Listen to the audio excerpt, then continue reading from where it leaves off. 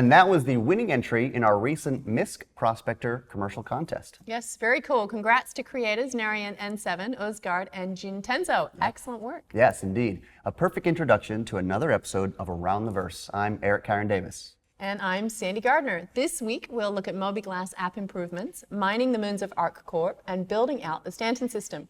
Plus, Jared stops by for a ship pipeline checkup. But first, let's go back to that Prospector commercial. Recently, we launched a contest to see who could come up with the best commercial for MISC's dedicated mining vessel. The community team had a really rough time determining the top 3 entries, having received a supernova of stellar submissions. Ooh. Yeah, this contest really shines some starlight on the amazing creative talents of our players.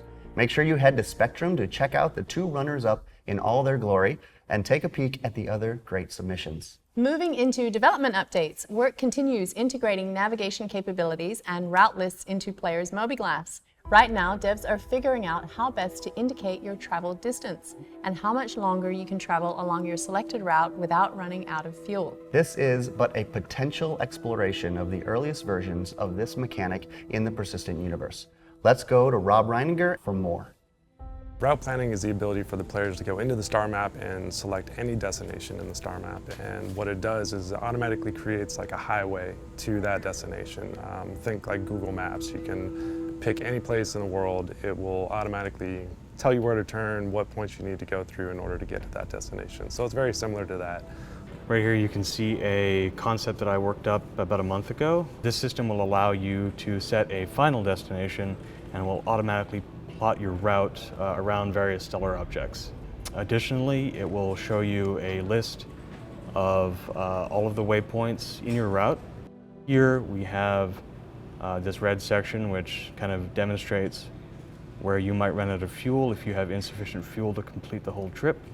And then that is kind of represented over here in the master waypoint by waypoint list or jump by jump list.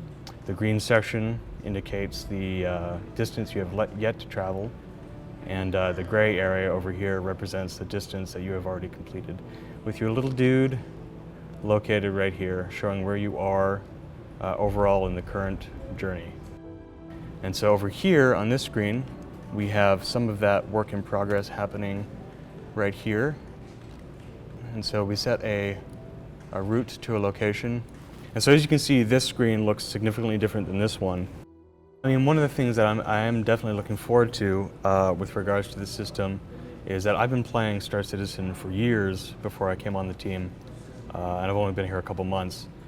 But I'm eager, I've always been as a user eager to see updates to the star map, and I know that there are a lot of other people out there like that, so I'm really looking forward to getting feedback about the functionality aspects that we're putting in and how they're received, what kind of changes we can make to make this a really solid system. Now, work also continues on adding multiple chat group functionality to the MobiGlass, which will add to the social and group experience in the PU. Here we see explorations of Wala, one of the moons of ArcCorp that we saw early concept art for a couple of weeks ago. These icy formations have led to discussions of new mining types beyond the ship-based mechanics that are currently in-game. Yeah, it's too early to confirm how these visual cues will inform new gameplay mechanics, of course. Yes, of course, but it's fun to see how our designers key off the conceptual efforts of the environmental art teams. When we add new planets, moons, and other celestial bodies into the game world, there are tons of different things to consider. Yes, there are. It isn't just as easy as plunking a planet into Stanton's orbit. Multiple teams must collaborate to make sure that the design works from both artistic and logistical standpoints. Let's check in with Luke Pressley for more on the process of building out a solar system. So when we started building out Stanton proper, we realized that the first thing we had to do was agree on scale.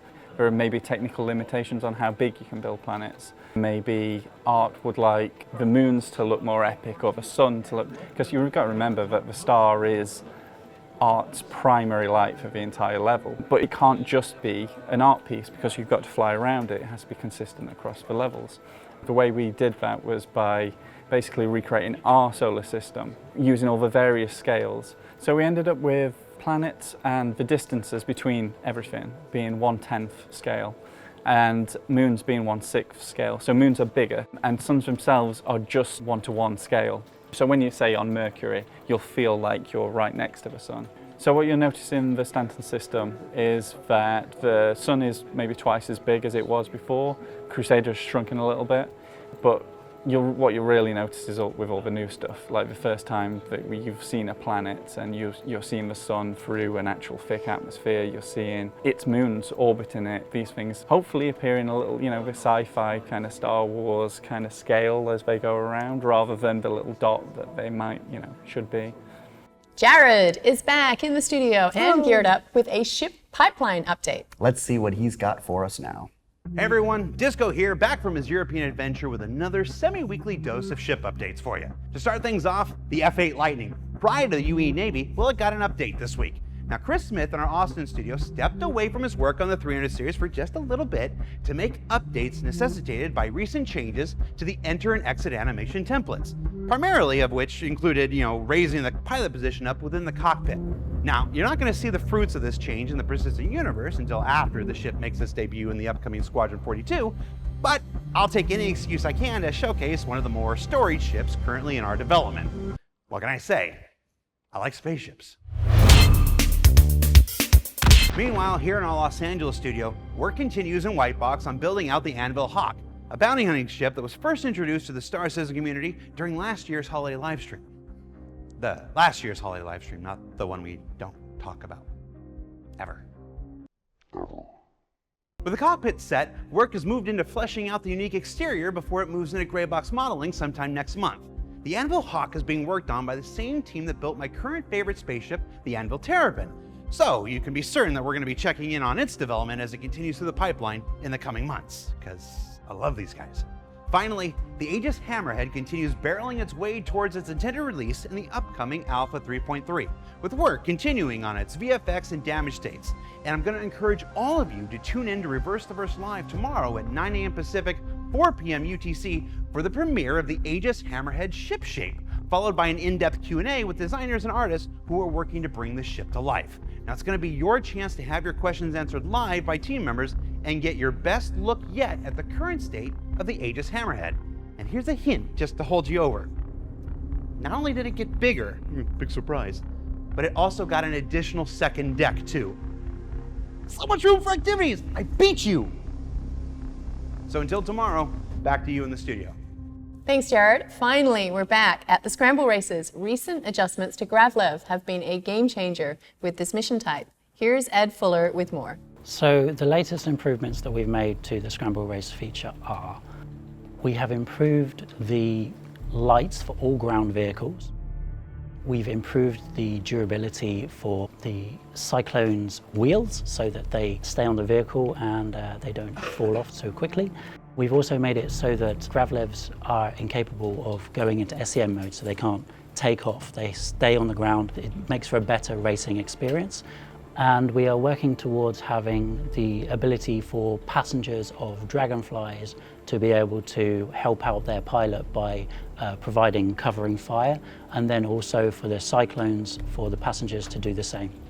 Those races look like they're shaping up to be really fun, and we can look forward to seeing them hit the PTU reasonably soon. Yes, Alpha 3.3 features are gearing up to endure EVA CADI testing.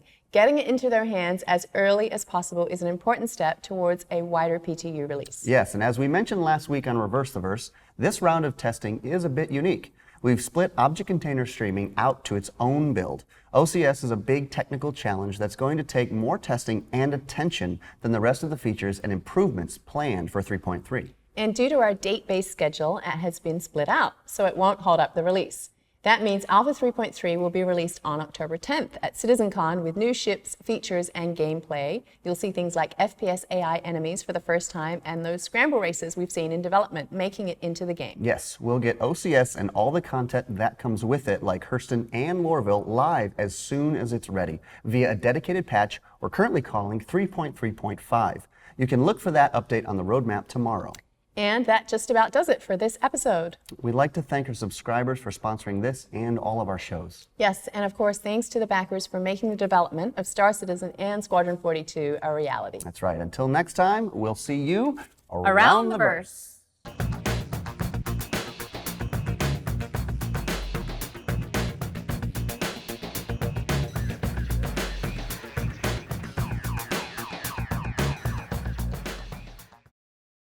Thanks for watching. For the latest and greatest in Star Citizen and Squadron 42, you can subscribe to our channel, or you can check out some of the other shows, and you can also head to our website at www.robertsspaceindustries.com. Thank you very much for watching.